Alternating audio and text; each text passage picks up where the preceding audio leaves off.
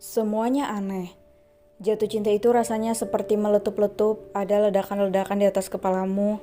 Terus waktu lihat wajah orang yang kamu cintai meski dia sedang marah atau sedang ileran, dia tetap tampan di matamu, ucap Dianra. Terus kalau lihat orang yang kita cintai, kita pasti bisa senyum-senyum sendiri, ucap Dianra. Oh, jadi kalau kita lagi main kembang api terus main petasan itu lagi jatuh cinta ya, Auntie? Celutuk Edward. Nanti seiring Edward semakin besar, Edward akan semakin paham dengan maksud Auntie. Sekarang yang Edward perlu pahami adalah mengasihi siapapun yang pantas untuk dikasihi. Pelan-pelan Edward pasti paham, ucap Dianra seraya mengecup pipi Edward yang menggemaskan itu. Arnold menatap putra angkatnya, dia merasa bahagia bisa mengasuh anak sepintar Edward.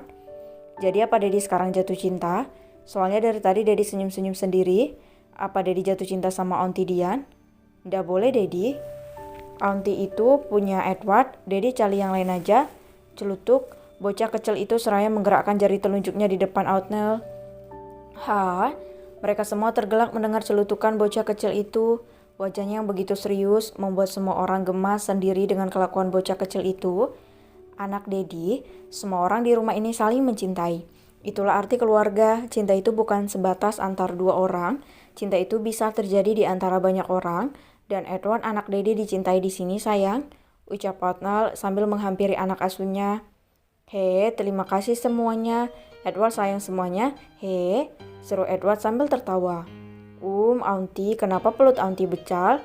Tanya Edward yang selalu penasaran pada segala hal mengingat usianya adalah usia belajar. Di sini ada Bubu sayang. Baby Bubu sedang bertumbuh di perut Auntie sama seperti Edward dulu, ucap Dianra seraya menaruh tangan Edward di perutnya. Jadi namanya Baby Bubu? Baby Bubu halus sehat, jangan seperti Edward, tidak berharga sampai dibuang papa mama. Edward buat susah katanya, ucap bocah kecil itu sambil mengusap perut Dianra dengan penuh kasih sayang. Mereka semua terkejut dengan ucapan anak kecil itu. Begitu menyedihkan, menyayat hati saat mendengar kata-kata itu keluar dari mulut bocah kecil itu. Entah apa saja yang dikatakan orang-orang pada anak kecil itu. Arnold memeluk anaknya, dia mengangkat Edward dan memeluk bocah itu dengan erat. Siapa yang bilang begitu, nak? Kamu itu berharga sayang, ucap Arnold. Kakek nenek bilang kalau Edward gak punya orang tua karena Edward dibuang karena buat susah. Kakek nenek juga bilang kalau Edward itu hanya anak yang diambil dari pinggir jalan, jadi Edward bukan anak yang berharga, ucap anak kecil itu. Betapa sakit hati mereka mendengar anak kecil itu menjelaskan apa yang dikatakan oleh orang-orang di sekitarnya pada dirinya. Tentu sangat menyedihkan, tetapi dia dipaksa dewasa oleh keadaan yang begitu miris ini. Seorang bocah yang harus dilimpahi kasih sayang justru harus hidup dengan cara menyedihkan. Anak yang pintar dan hebat itu justru terlantar di dunia yang kejam ini sendirian. Arnold memeluk anaknya, dia benar-benar menyayangi Edward setulus hatinya. Edward anak Daddy, Edward berharga.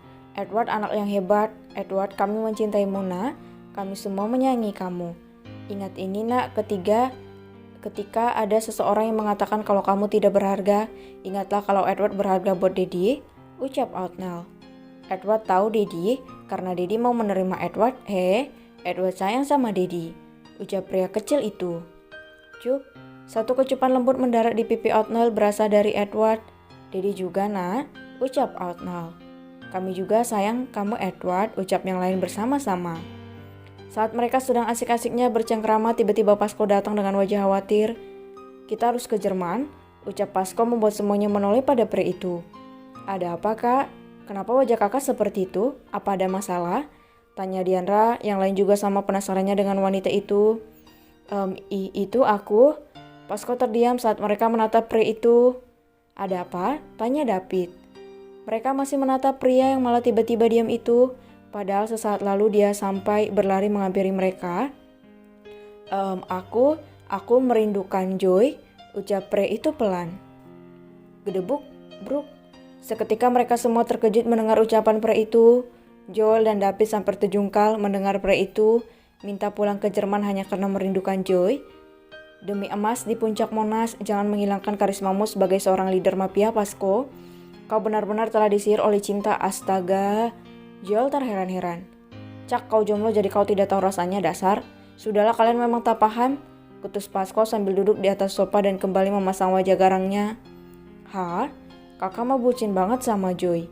Gini nih kalau Mapia udah jatuh cinta, apapun pasti dilakukan. Ucap Diandra yang tergelak dengan kelakuan absurd kakaknya sejak resmi menjalin kasih dengan Joy. Kelihatan banget ya, kekeh pria itu. Lihatlah, dia semakin banyak tersenyum, ini benar-benar mengerikan, ucap Outnall. Apa uncle itu juga sedang jatuh cinta, Dedi? Tanya Edward. Iya sayang, dia terlalu cinta, ucap Outnall. Mereka semua tertawa bersama di ruangan itu. Sungguh sebuah dejavu bagi Luna, Gamma, Aiden, dan Mika. Mereka juga dulu mengalami hal seperti itu namun dengan kisah yang berbeda. Jadi kangen masa lalu, ucap Mika sambil bersandar di dada suaminya. Kamu benar kak, semuanya bahagia sekarang. Aku jadi merindukan Ferdi dan Anna, ucap Luna tanpa dia sadar air matanya kembali menetes. Gamma memeluk istrinya dari belakang. Luka itu masih belum sembuh dari hati mereka, sebuah kehilangan yang sangat menyedihkan. Jangan bersedih sayang, kita punya Kiel dan Kiara, mereka tanggung jawab kita, ucap Gamma. Aku tahu sayang.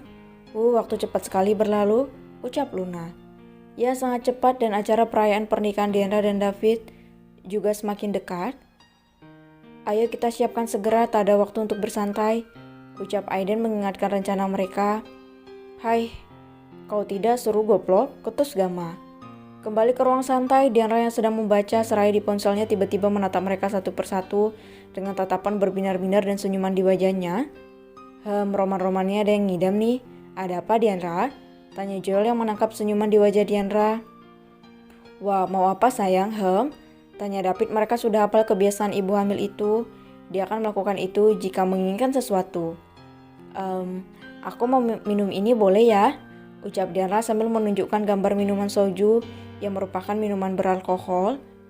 Mereka semua terbelalak kaget dengan apa yang dikatakan oleh Diandra. Ada-ada saja wanita itu.